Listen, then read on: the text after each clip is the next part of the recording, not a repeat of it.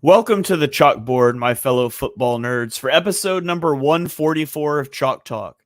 I'm your host, Shane Haff, and you can follow me on Twitter and YouTube at Shane Haff NFL. I'm joined today by the best co-host in the game. You've heard him on the Tough Cover radio show. It is Mark Henry Jr. Give him a follow on Twitter at Mark Henry Jr. _. Mark, how are you doing tonight? I'm doing well. Been scouring the prop market for the Super Bowl, and I like it a lot. I think it's gonna some Super Bowls. I feel like I look at it and remember the Rams Bengals one. I couldn't get myself jazzed up about any of the props. I didn't know what way the games were gonna go. I loved the Rams to win the game, but didn't really have an idea of anything to kind of rely on in terms of props. This one, I'm finding all these different angles that I like, so it's going to be a fun Super Bowl to gamble on, in my opinion. And what better place to hold that Super Bowl than Las Vegas? Absolutely. So today's show, we are going to preview the Super Bowl. We'll talk some scheme things. We'll talk some of Mark's prop bets, and then after we preview the Super Bowl, we're also going to rank the 8 new head coaching hires. So 1 to 8, our favorite to least favorite hires, to put a cap on the coaching carousel. Next week, we will be back to recap the Super Bowl. And we're also going to revisit our preseason draft. We drafted Super Bowl winners, award winners, all those things. We'll tabulate that, and we'll see who got the highest scores on those. And then we'll be into that 1 episode a week rhythm for a while with the draft rankings and things. So without any further ado, let's dive into the Super Bowl preview. And Mark, let's kick this off and let's do one offensive unit against one defensive unit, and we can talk scheme, props, and then we can flip it. So which unit do you want to talk about first? 49ers offense or Chiefs offense? Let's go 49ers offense. Okay, so 49ers offense against the Chiefs defense. I've got some stats here I'll give you. The 49ers, they rank first in EPA per rush, and they rank first in EPA per pass. So, they can kind of do whatever. They're able to really play any way. They're able to mix down-to-down consistency with explosiveness. Prior to 2 weeks ago, the book on them was that they were front runners. They struggled if you got a lead on them, and then they scored 27 unanswered points and came back from a 17-point third quarter deficit to the Lions. So it's like, what is the weakness for this team now? Because they appear to be able to do a bit of everything. And you think about the Chiefs, they've got a really good passing defense, 4th in EPA per play, but they're 28th in EPA per rush. So it could be interesting. I think you could see the 49ers really try to run the ball against the Chiefs a lot in this game because, 1, you don't want to probably get in a shootout with Patrick Mahomes, and 2, the Chiefs' run defense is a little bit shaky. Another really interesting matchup, I think, is how Steve Spagnuolo handles blitzing, because the 49ers have the best offense in the NFL against the blitz, and the Chiefs have the 6th highest blitz rate in the NFL. So it's kind of that classic question of, do you remain true to yourself or do you alter everything in the biggest game of the year because the other team seems to be pretty good against the blitz? So I'm not sure what approach Spags will take, but I'm really interested to see it. Anything stick out to you out of those points, or? No, I think the Spags point is incredibly interesting, and I think Spags is such an advantage to Kansas City to have kind of a lifetime defensive coordinator that is never going to get hired away. Since he's a retread guy, no one's going to get excited and hire Spagnuolo as a head coach. So you kind of just get to have a guy have continuity with the same system and these guys who they're bringing in with his system in mind. And I think that's what makes Kansas City's defense so good. And it's what's made Spagnuolo so good when he's had these 2 weeks to prepare. Besides last year, I'd say for the most part, the Eagles did pretty well against the Chiefs in the Super Bowl. But I think this defense is much, much better.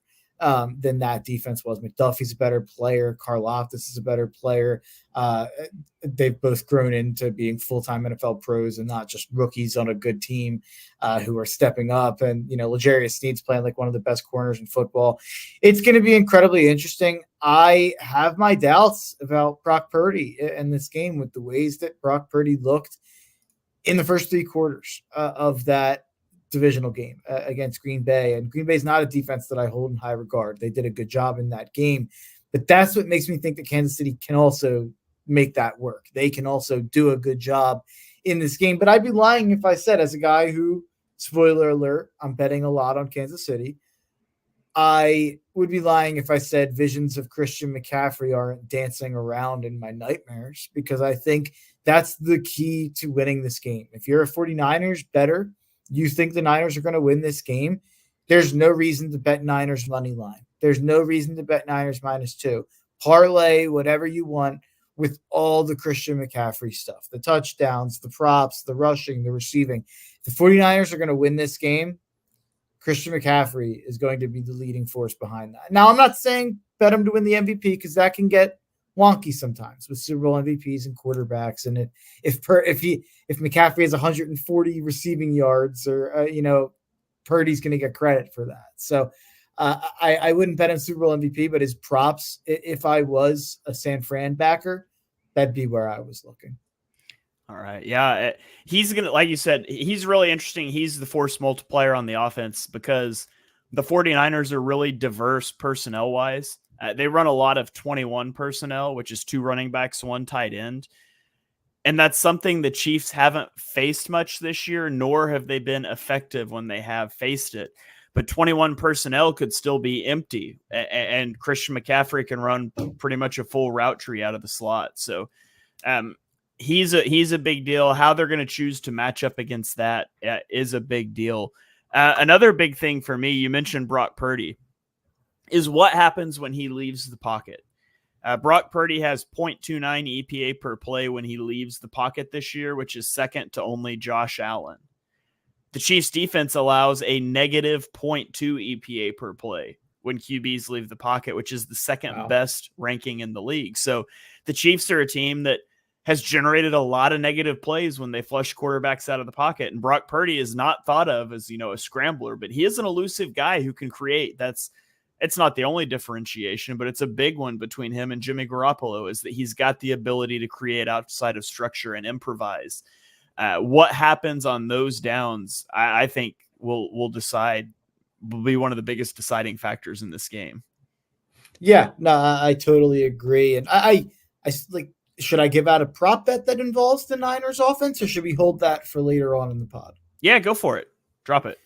One that I think this is the tight end Super Bowl, like tight end university and all that stuff. It feels like this really is the tight end Super Bowl. So I'm on both tight ends in different ways. So I'll start off on this side of the ball. George Kittle over 47.5 receiving yards. One of my favorite props of the game. He's hit this number in 5 of the last 7 games and in 9 of the last 12. 11 of the last 16. George Kittle's had a great year this year, kind of under the radar. It almost feels like over 1,000 yards, 65 catches, played pretty much the full year.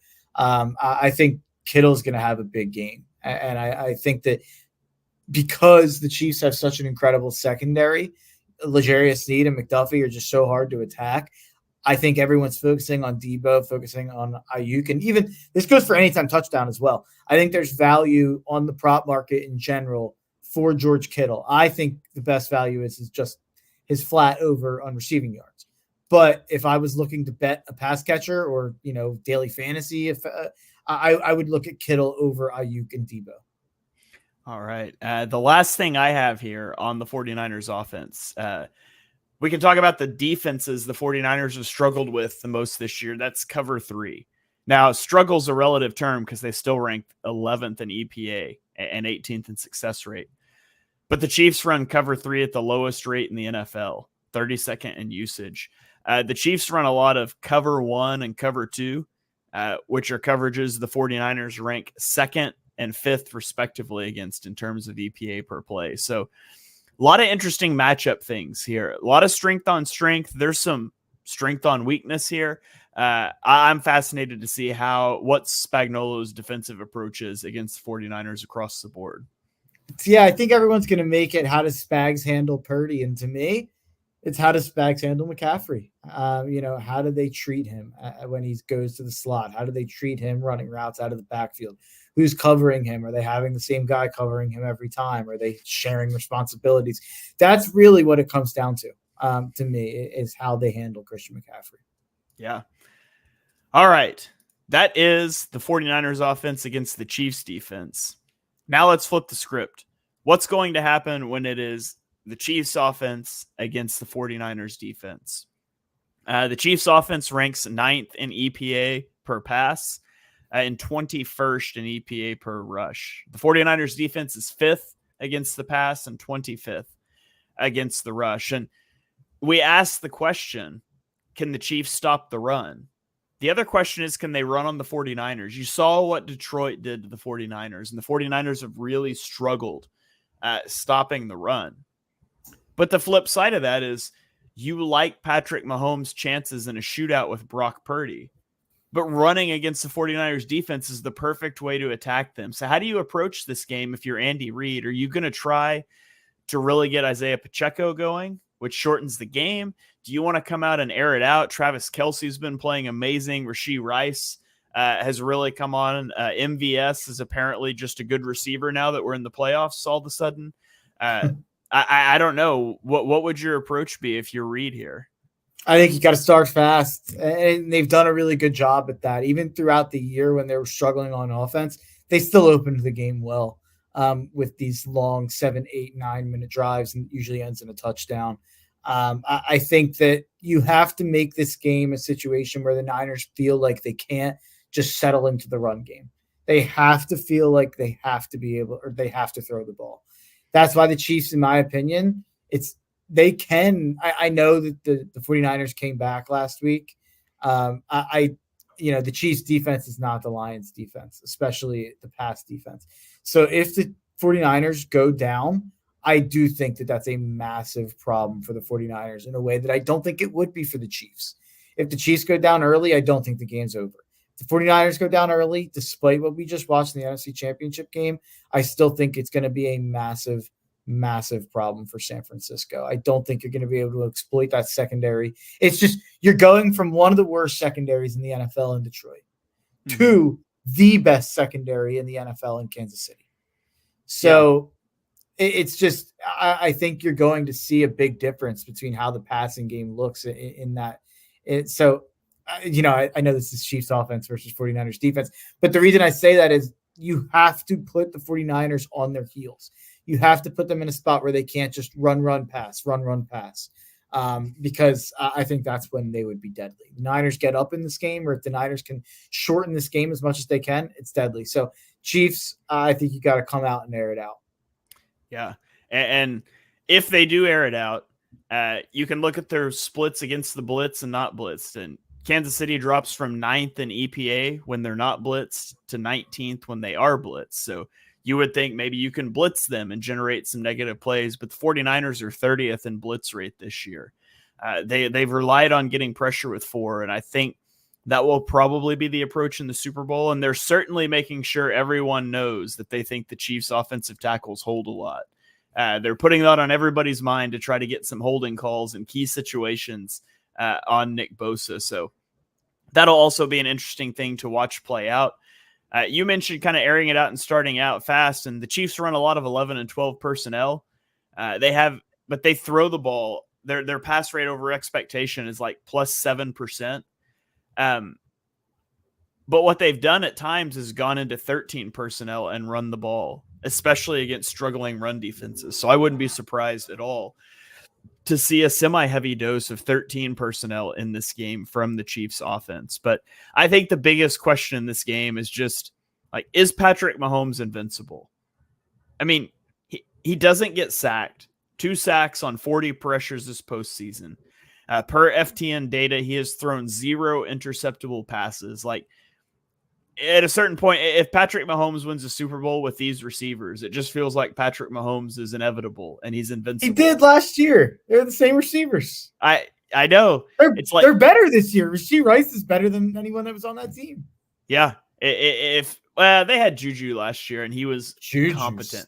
I mean, I'm not saying Juju's a good receiver, but he was Rasheed Rice Rasheed Rice had a much better year this year than Juju had last year. Yeah.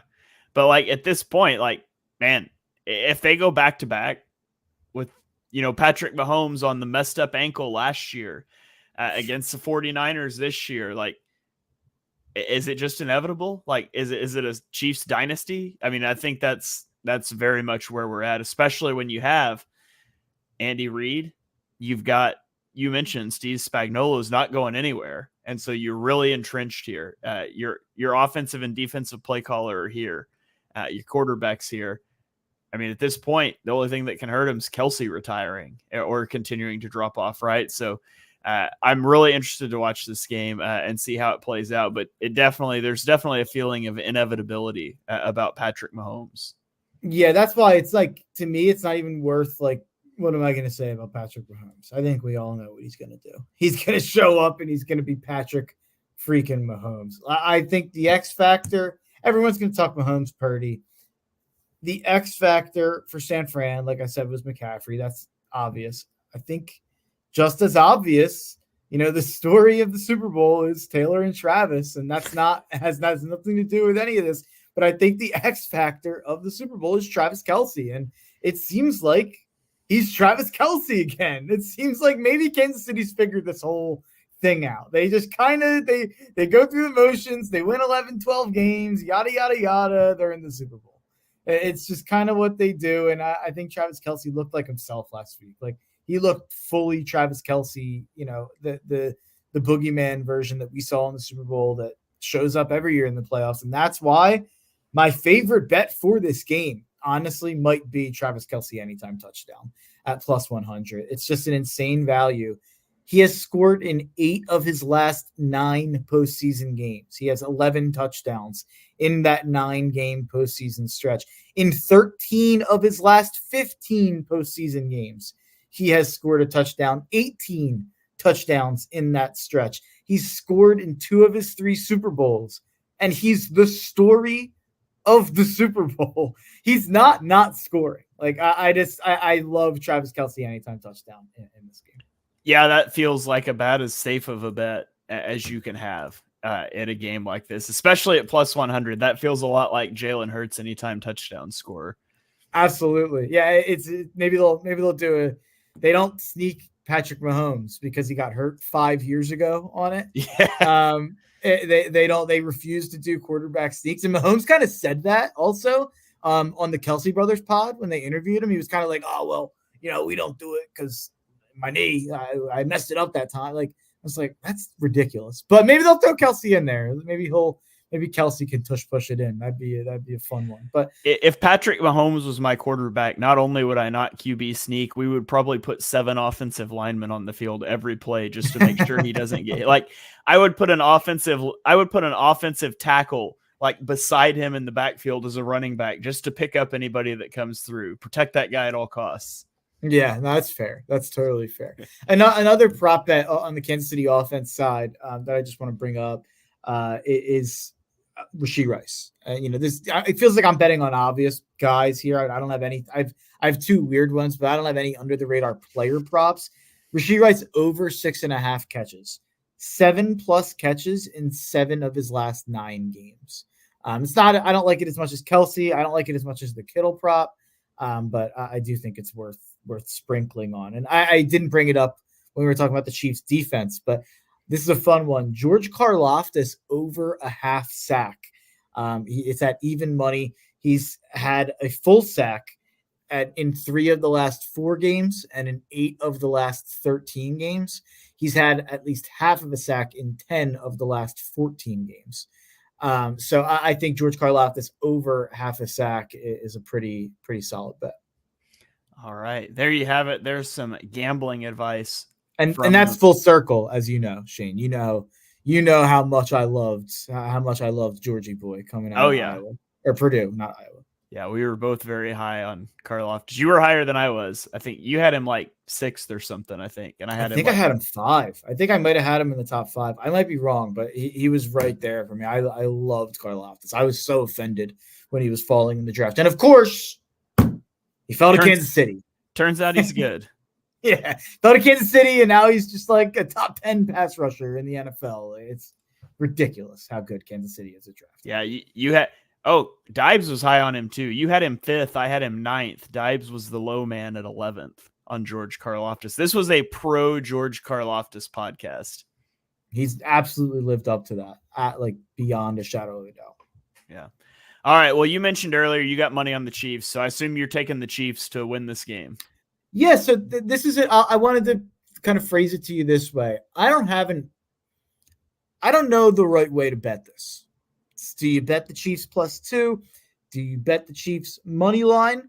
Or do you just bet Patrick Mahomes Super Bowl MVP? Is there a scenario where the Chiefs win this game and Patrick Mahomes is not the Super Bowl MVP?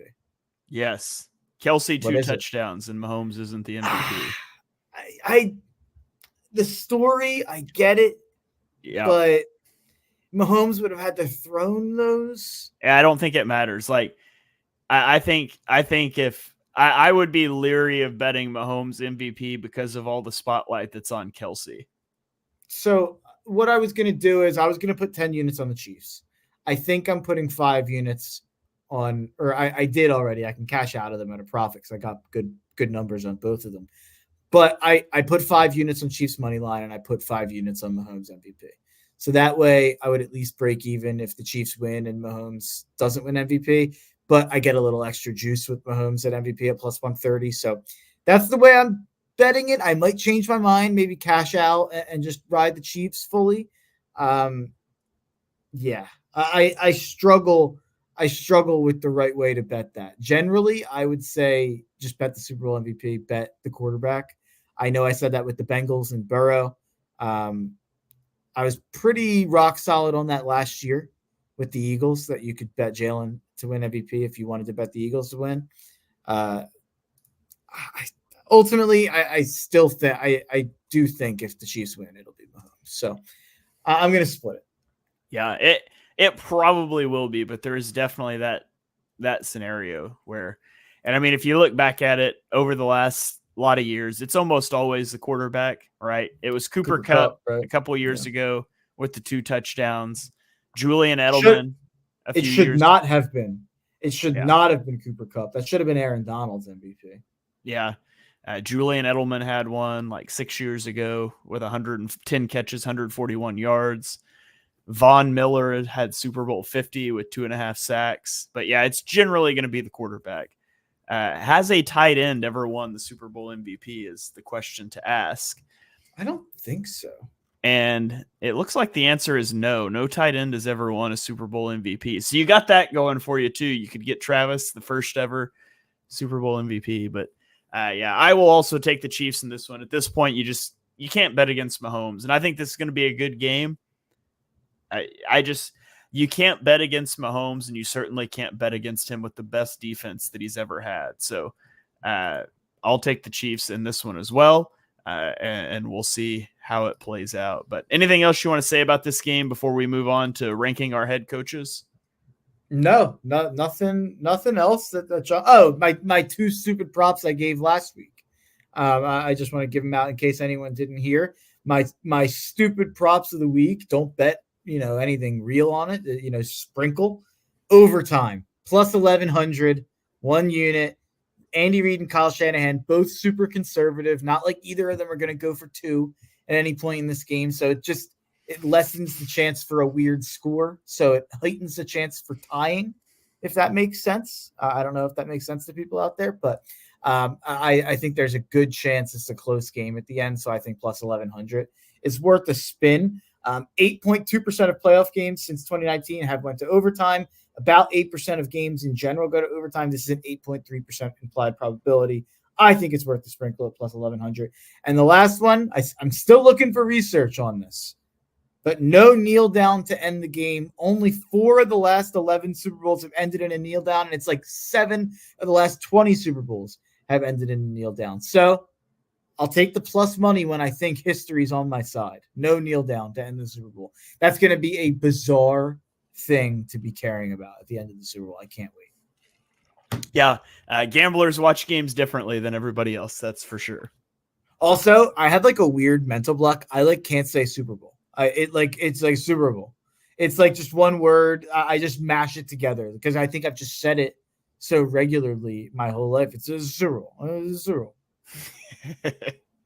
All right. Well, let's talk about some other teams now. We're going to talk about the 8 teams that hired their head coaches. We're going to rank these head coach hirings from 1 to 8. Mark and I have 2 separate lists. We haven't compared these, but we'll see how they shake out.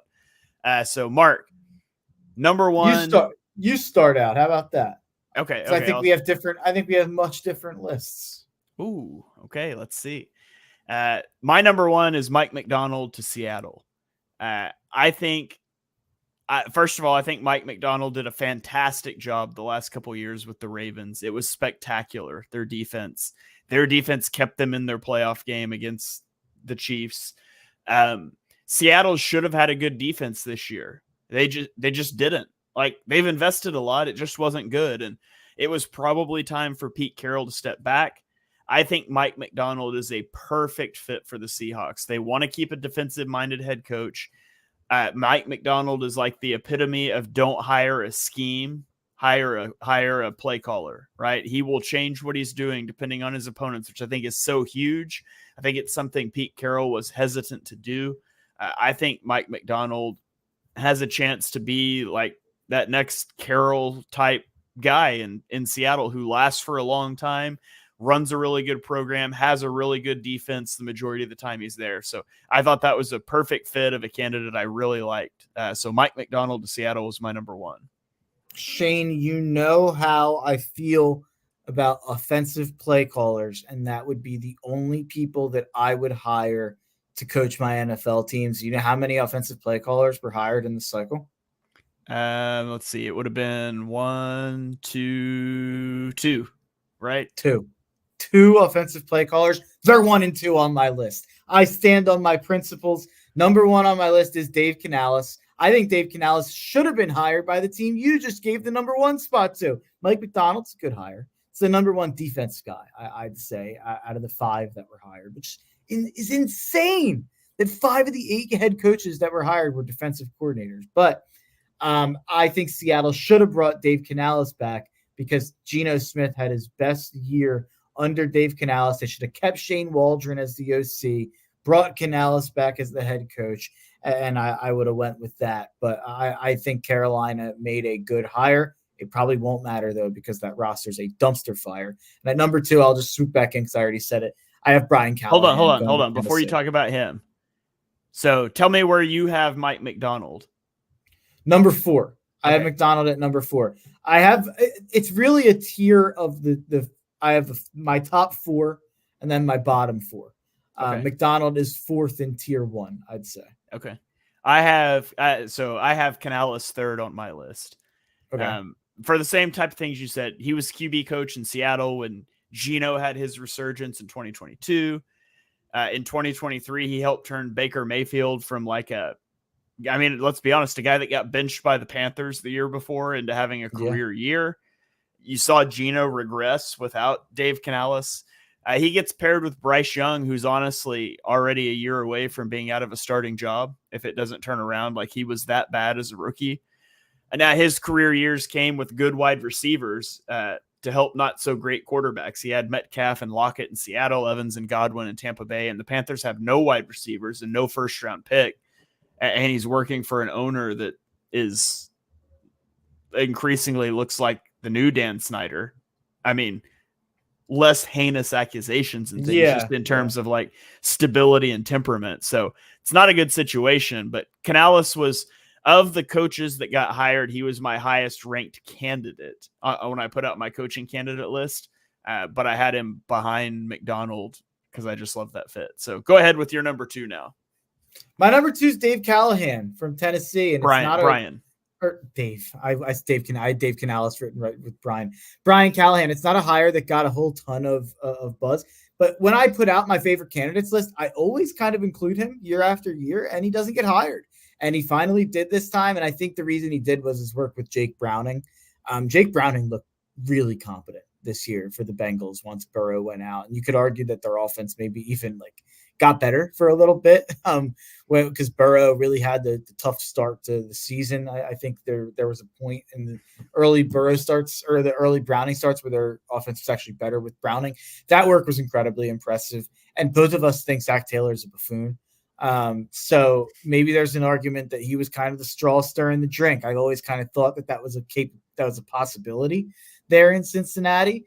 So I think Callahan's a good hire for Tennessee, kind of at the ground floor of a rebuild. Hopefully he's able to make it through that. It'll probably be dependent on whether or not Will Levis is the guy, because if he's not, I don't know if he'll make it to the next quarterback, but I like the hire.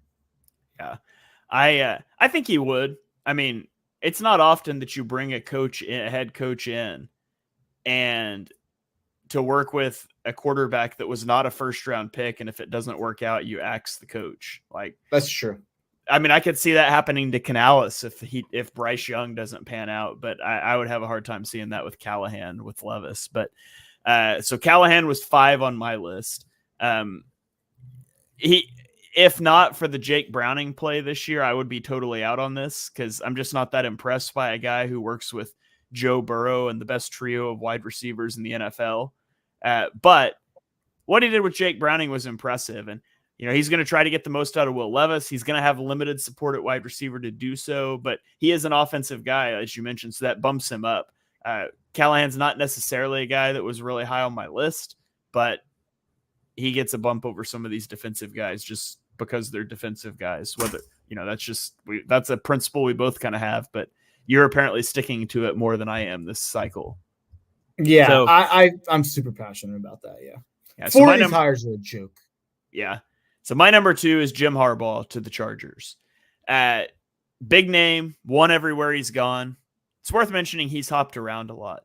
He was in San Diego for 3 years, Stanford 4 years, San Francisco 4 years, which, by the way, in San Francisco, he lost in the Super Bowl. The next year lost in the NFC title game. The next year went 8-8 and was let go amid a power struggle with Trent Baalke. Michigan at 9 years is the longest he's stayed somewhere, and he's largely leaving because he got caught cheating. So everywhere he goes, he seems to not last long. There seems to be struggles behind the scenes. He's bringing in Greg Roman as his offensive coordinator. He wants to run the football, a little bit of an old school guy. He's not my favorite, but it's hard to discount that it's a big name, and Los Angeles is a place that desperately needs a culture reset. So I don't know that Harbaugh will last long, but that doesn't mean he won't win a lot of games before he moves on. So he was number 2 on my list. Where did he fall for you?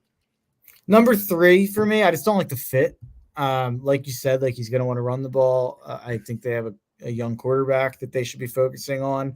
But I just think it's going to be really fun to see the Justin Herbert truthers in a year and a half, picketing against Jim Harbaugh. And, Justin Herbert only went 9-8 again because of Jim Harbaugh and Greg Roman. I almost think Greg Roman getting hired for the Chargers is the best possible thing to happen to Justin Herbert, just because it's another year of excuses.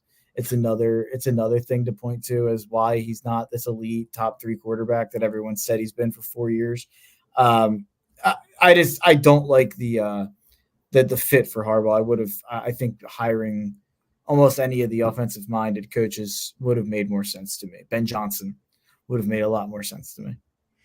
Yeah, absolutely. So Ben Johnson would have been number 1 on my list, no matter where he went. It's insane. Yeah. It is insane that he's not hired. He's one of the best play designers I've ever seen. Yeah. Okay. I think that's 1 through 3 for all of us, right? And I gave McDonald at 4 already. Okay. So my 4 is Antonio Pierce by the Raiders. This one's tough.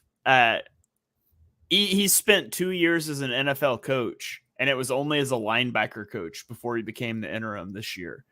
However, the way players talked about him, especially Max Crosby, who reportedly was going to request a trade if Pierce wasn't the head coach, has to count for something.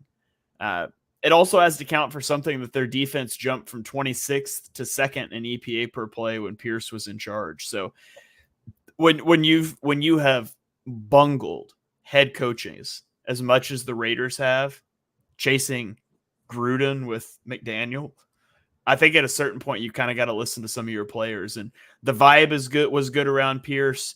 They had a winning record, albeit 5-4 with Aiden O'Connell. The defense improved.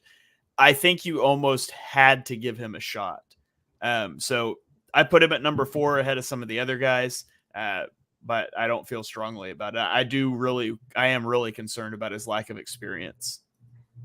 Yeah, I put him 5th. I don't like the hire. I would have rather them kind of go elsewhere, but I will acknowledge the fact that they kind of did that already against Rich Bisaccia, and it was a really bad PR move. The team, apparently the locker room really divided because of it. I kind of understand at least why they did the Pierce thing with that just happening a couple of years ago, and with Max Crosby speaking out the way he did. So I put him 5th, even though maybe he should have been lower. Can I tell you what would have been the objectively most funny outcome? If they hired Bill Belichick and Bill Belichick brought Josh McDaniels on as the offensive coordinator. That would be great. That's like, wasn't Vance Joseph was the defensive coordinator for the Broncos this year for Sean Payton after he was like a one and done head coach there a couple of years ago? Yeah. But that would have been like the guy we just fired is now the OC. Yeah, the guy guy that everybody hated. Yeah, they couldn't do it. Okay, so he was your 5. Brian Callahan was my 5. Who was your number 6? I put Ron Rivera. Oh, I mean Dan Quinn. Anytime Washington can repeat the Ron Rivera hire by hiring a former NFC South head coach who got to one Super Bowl and lost in like famous fashion, and largely was incredibly average every other year, and also defensive coaches who the offense was the leading reason as to why those teams made the Super Bowl. Anytime you can add a guy like that, that's who you go with. Dan Quinn, this is just hilarious. I mean, for Eagles fans, this couldn't work out any better. That Washington didn't make the right move and hire Ben Johnson or Bobby Slowick or Eric Bieniemy or anyone else. And they also took Dallas as defensive coordinator. So now Dallas is going to have to do, whether or not you think Dan Quinn is the best defensive coordinator in the NFL or whatever, they're at least going to have to change. There's not going to be continuity. They're going to have to implement a new system. So it's going to be hilarious when they bring in Ron Rivera as their DC. It's a trade. They should have traded like a draft pick at least with it, or something. Washington. But yeah, it's incredible. When I saw that break, I couldn't believe that, you had basically the entire year to line up your head coach because everyone knew you were firing Ron Rivera like the entire season. And this is what you worked up.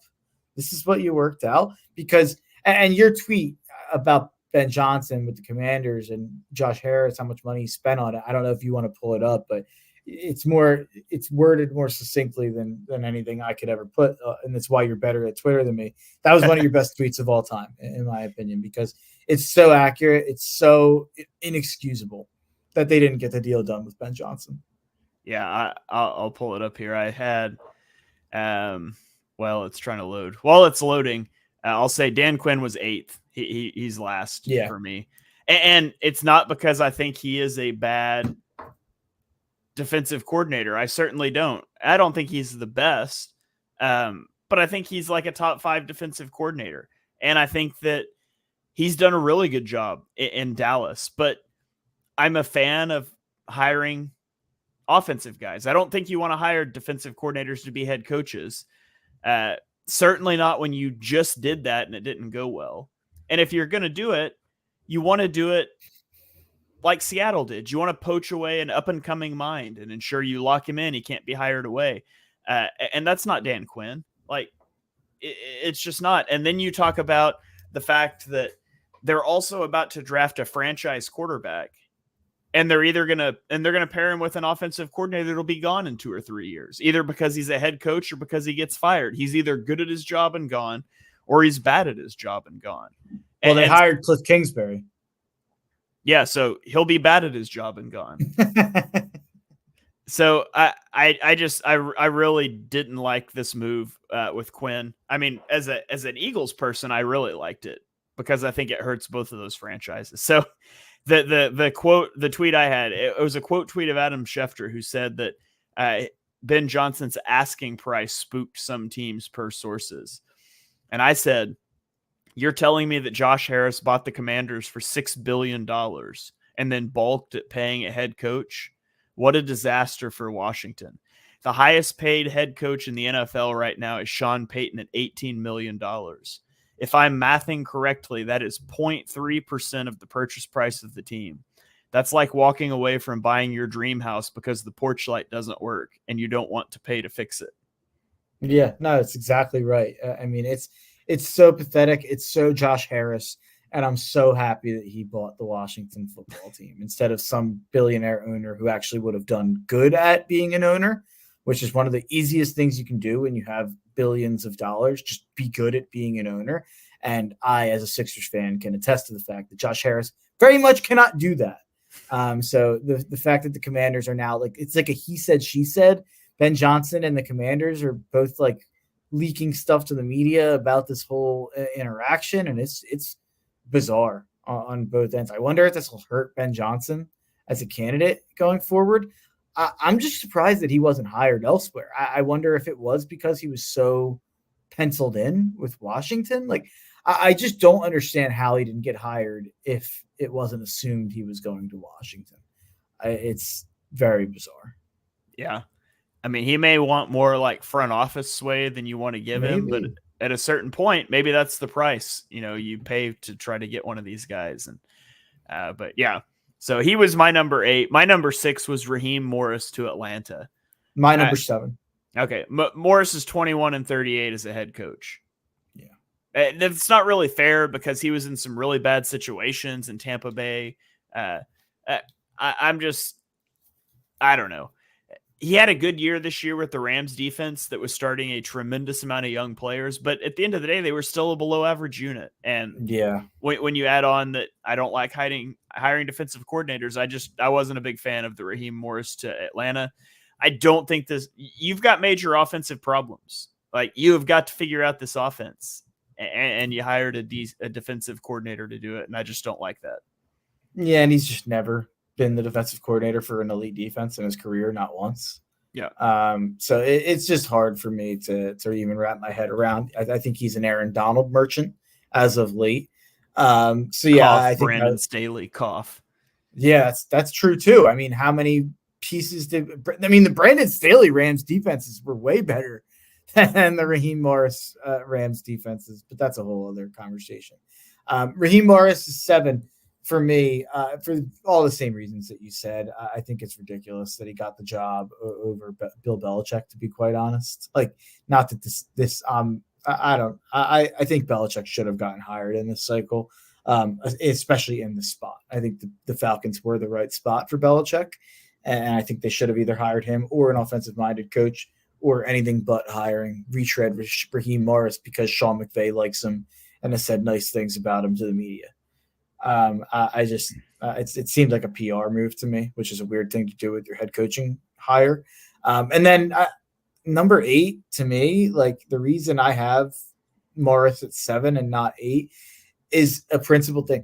The New England Patriots writing it in Gerard Mayo's contract that he was the coach in waiting is just so like Mickey Mouse, unprofessional college football BS. Like, have a head coaching search. Like, you haven't had a new head coach in like 30 years. Why are you just promoting from within when your team was a dumpster fire? And we all know that Belichick was the defensive coordinator anyway. Like, I don't understand the hire. I don't understand not wanting to get a fresh new mind on it. I don't understand not wanting to get an offensive mind when it seems like that was what Kraft was leaking. That's what he wanted. And then this happened and it was in his contract. Like, I don't understand what it gained New England to write that in Gerard Mayo's contract. If he would have went elsewhere, that would have been fine, and they could have just interviewed him at this time this year. Like, I don't know. Yeah, it very much feels like in New England it was time for a reset. And I'm just not sure you get that when you promote from within. So Gerard Mayo was 7th for me, only because he's an unknown, and I feel like Dan Quinn is a known. That's why I had Quinn lower. But yeah, Gerard Mayo, I wasn't a fan of that move. And I know he was highly thought of. He was being interviewed, a year or two ago, but I didn't like that move. I felt like New England really needed to get outside the building. For years, the issue, well, besides the bad drafting and the bad GMing and the bad contracts and everything bad about how Bill Belichick built the roster, the other bad thing was the Patriots would never get outside the building, outside of people Bill knew. And they just promoted another guy from within. So that would be disheartening for me if I was a Patriots fan. Yeah, they're keeping like as much as the staff as they can, too. Like it's just, yeah, I don't know. I don't get it at all. There's something to be said there's something to be said about continuity, right? You want to keep continuity. You don't want to change everything over. But when you're trying to keep continuity for a 4-13 team, a team that has had a winning record one of the last 4 seasons, maybe that shouldn't be the goal. The last time, since Tom Brady left, you've had 1 winning season out of 4. Maybe continuity isn't the primary focus there. Yeah, no, I totally agree. It's why he came in 8th for me. It seemed like the number one situation that should have been like, oh, let's go outside the organization. Yeah, you have swayed. As we've talked about it now, I've realized that Mayo's probably 8th for me, and I would probably flip Mayo and Quinn at 7 and 8 as we've talked here. But I've already said it. It's out there on the airwaves now, so I'm stuck with it. But all right, well, that is going to wrap it up. Mark, any final thoughts? Anything you want to throw out there before we get out of here? I'm thoughted out. No thoughts from me. Bet overtime plus 1,100. Bet overtime. Super Bowl's going to OT. Super Bowl's going to OT. My final thought, this will make sense to the rest of you guys later this week, is that Toledo's mascot is the Rockets. Oh. Just so you guys know.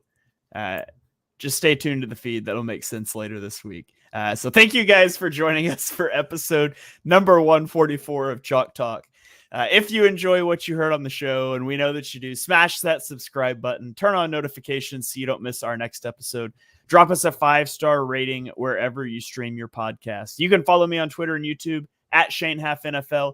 You can follow Mark on Twitter at MarkHenry Jr. Up next on this feed will be a Senior Bowl winners and losers podcast with Mark, Dibes, and I. And then Mark and I will be back next week to recap the Super Bowl. So we will catch you guys next time.